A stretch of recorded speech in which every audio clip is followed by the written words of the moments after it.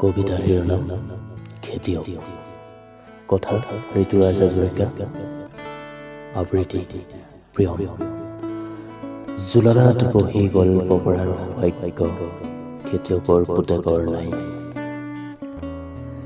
প্ৰচণ্ড ৰজ্জাক পিঠিত লৈ পথাৰত চপৰা ভাঙি থকা ল'ৰাটোৱে আজি কান্দিব নোৱাৰে। কাৰণ আজিৰ সমাজত সৰু মানুহক কন্দাৰ অধিকাৰ দিয়া হোৱা নাই। চৰকাৰী সাহায্য পোৱা দালালবোৰে বৰপোচ পাতে কৃষকৰ পৰা আজৰি অনা টকাৰে। সেয়ে আধুনিক সমাজত খেতিয়কৰ কেঁচা কামৰ কোনো মূল্য নাই।